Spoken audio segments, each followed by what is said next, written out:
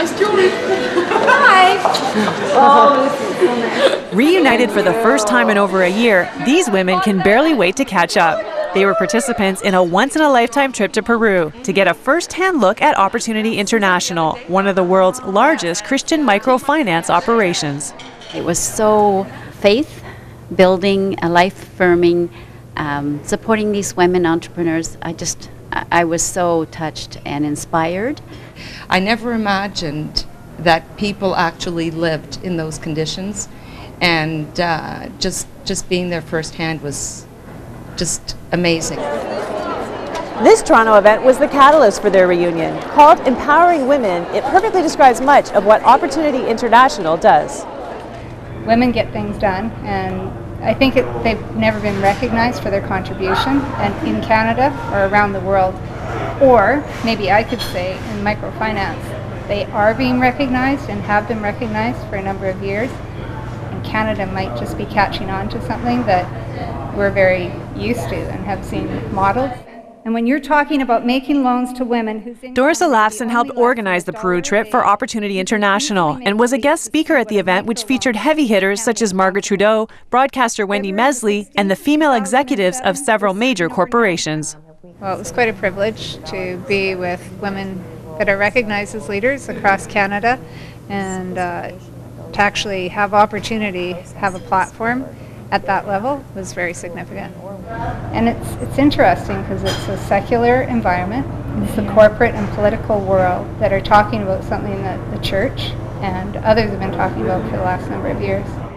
Canadian President and CEO Gary Walsh says women bear the brunt of poverty in the world, and that's one reason why 86% of Opportunity International's clients are women. The second reason? The chances are that if a man makes $10, it won't get back to the family.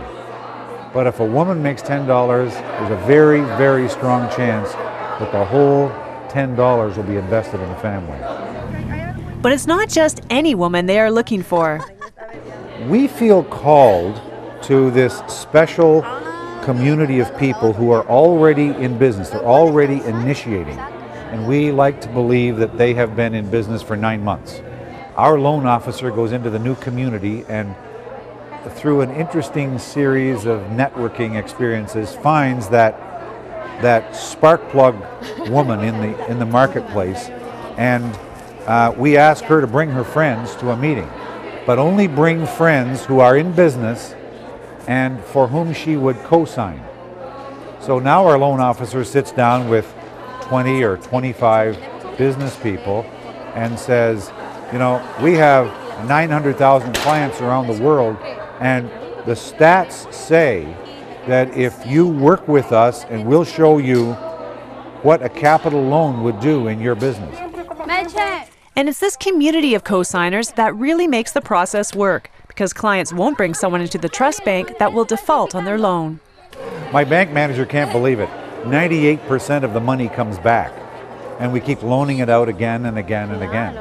We say to a woman, this really isn't charity. We see you're working hard, and we know that you are a competent business person, but you've never had a chance to have financial services. So we will sit down with you, help you to write your business plan, and after several meetings, we will know what a $100 or a $200 loan will do in your business. But it's the interest they charge that has caused the most controversy. The first reason we charge interest is because these are business people, and if they're going to survive in their marketplace, they have to get used to paying interest for capital. So that's the first thing. It's modeling of the realities of the business world. Secondly, we're trying to create a bank for the poor in that country that will sustain itself. And right today, globally, when you average all of our organizations around the world, if we didn't raise one more charitable dollar, our organizations will sustain themselves. We're at 100.64% sustainability. And the results speak for themselves. I talked to a woman in Ghana, and she said, I brought my sewing machine because I want to show you what I bought with the Canadian money. She said, my mother taught me to sew, I've sewn all my life, but I never had a sewing machine. So she said I was making, I think, $1.25 Canadian a day. She said I got my loan, I paid the principal back, paid the interest, and I'm in the 10% savings program. And then she said, my children are eating every day, and even my daughters are in school.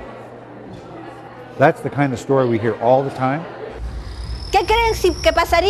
And the Trust Bank does more than loan money. It also provides training, a savings account, and low-cost insurance, things that are beyond the reach for most of the world's poor. But because microfinance gives a hand up, not a handout, it also provides something else, self-esteem. We see value in your competency. We see value in your faithfulness.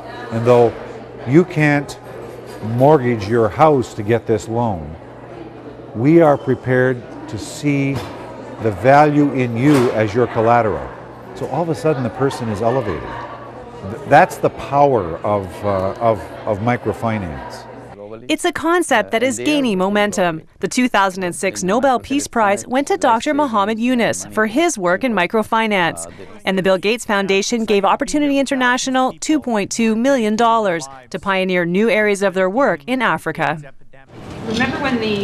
But for the women from the Peru trip, it was seeing individual lives transformed that made them believers. I think with me personally was to see that these women have the same dreams and aspirations as we do. They want to see their families prosper, and we're no different than they are.